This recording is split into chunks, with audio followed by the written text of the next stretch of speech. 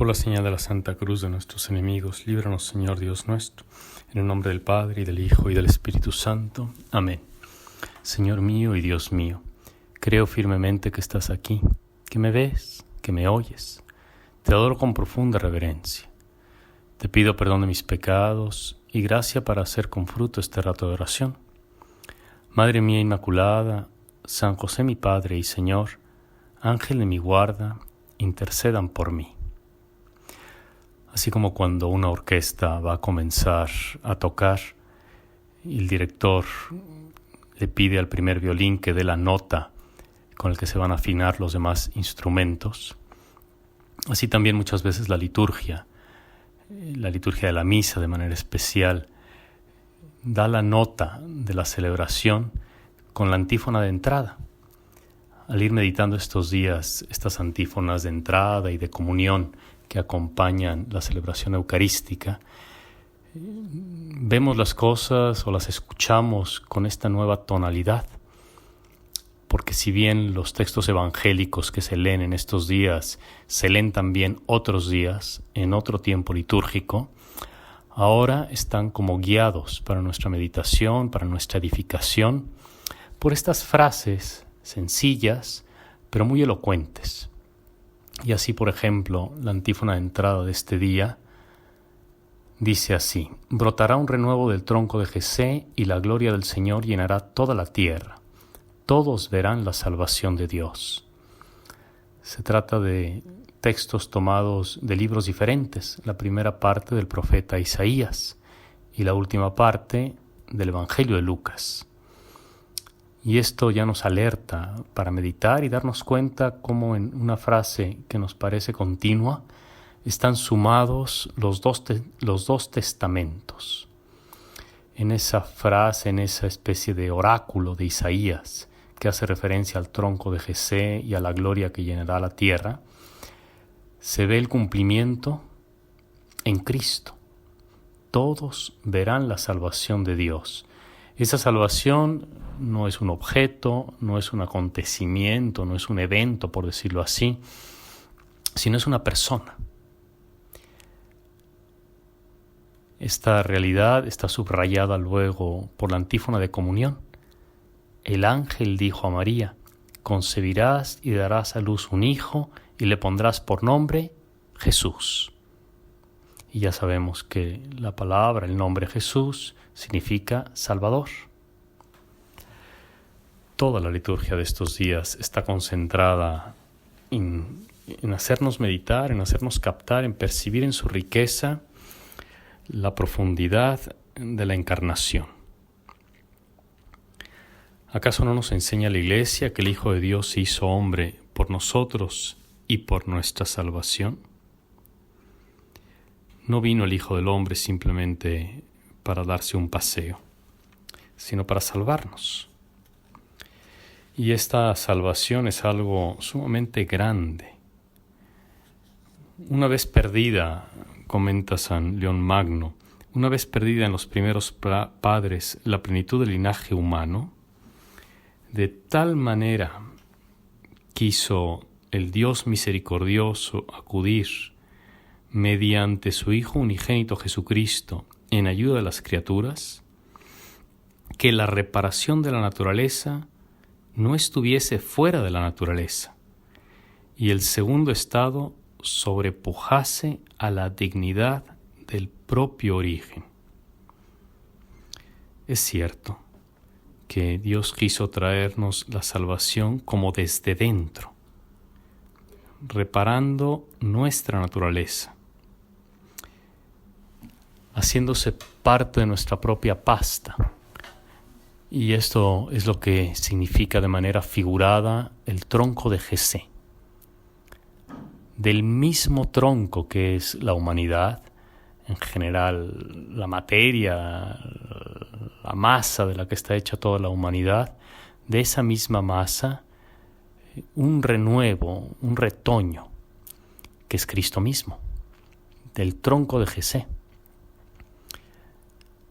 Con esta imagen o figura del árbol, del tronco, se nos lleva místicamente al paraíso y al y al Apocalipsis, al paraíso de los orígenes, al paraíso terrenal, del que se nos habla en el libro del Génesis, y al paraíso celestial, del que se habla en el Apocalipsis.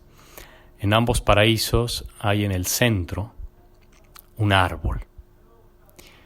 Y místicamente digo, ese árbol es Cristo, que es el árbol de la vida, de la que brota toda la vida. Y es hermoso contemplar cómo Dios ha querido vivificar a la humanidad desde dentro. Y esto significa que se hizo hombre, para comunicársenos, para convivir entre los hombres, para traernos las dichas y las delicias de su propia divinidad a modo humano, conviviendo con los hombres. Y la gloria del Señor llenará toda la tierra. O sea que en Cristo está no solamente la salvación individual o de los hombres nada más, sino que se lleva de manera esplendorosa la plenitud de todo el cosmos. Y por eso se habla de la gloria de Dios en toda la tierra. Con razón dice San León Magno que no solo se limitó a reparar la naturaleza humana que estaba herida por el pecado, sino de tal suerte llevó Dios la obra de la salvación que este segundo estado, los beneficios que trajo Cristo, sobrepujasen a la dignidad del propio origen. Como si dijera, poca cosa hubiera sido de parte de Dios regresarnos al estado en el que estábamos, en Adán, incluso antes del pecado original. Quiso hacer algo todavía más grande, elevarnos a la dignidad de hijos de Dios, atraernos a su propia amistad, a su consorcio, a vivir con Él, a compartir como se comparte con un amigo. Así también los ángeles, en el himno con que anunciaron a los hombres el nacimiento del Emmanuel, del Dios con nosotros, hicieron referencia y dieron a entender que esto era un gran gozo para los pastores, pero para toda la humanidad, para todas las naciones. Porque Cristo vino a hacer algo, a hacer real algo que los hombres sospechaban, que los hombres deseaban, los hombres de todos los tiempos, de todas las naciones, de todas las religiones. El deseo de vivir para siempre, pero de una manera plena, en paz, con gozo, de vivir eternamente en una dicha perpetua, no solo de vivir mucho, largamente, siglos y siglos. Eso quizás sería, tal vez en las condiciones en las que vivimos, sería más bien un castigo, sino vivir para siempre, pero en un estado de delicia, de alegría, de gozo. Si examinamos las cosas con más detenimiento, caemos en la cuenta de que la salvación superó y sigue superando lo que ya había hecho Dios al crear al hombre y al colocarlo en el paraíso. ¿Por qué se hizo hombre, el Hijo de Dios? Precisamente para glorificarnos, para divinizarnos, para llevarnos más allá de nuestros límites. De una manera muy hermosa, los padres de la Iglesia pues explicaban que como el fin de la encarnación no era simplemente, que ya sería mucho, liberar al hombre de la esclavitud del pecado, necesitaba ser Dios, por decirlo así, Dios mismo, el que se encarnase, el que se hiciese presente.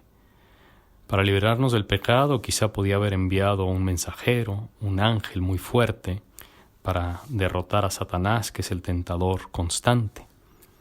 Pero como lo que quería era transformar nuestra naturaleza para elevarla a las capacidades necesarias para, digamos así, tratar a Dios como amigo, de tú a tú. Por eso Él mismo se hizo hombre, para transformarnos. Y todos sabemos, por decirlo de una manera así sencilla, que uno se va transformando por contacto. Si te juntas con gente buena, te vas haciendo bueno. Si te juntas con gente mala, te vas haciendo malo. Que nosotros coloquialmente lo decimos así, ¿verdad? Que el que anda entre lobos, a aullar se enseña. Pues el que anda entre corderos, a ser manso se enseña. Y el que se junta con Cristo, aprende a ser como Dios.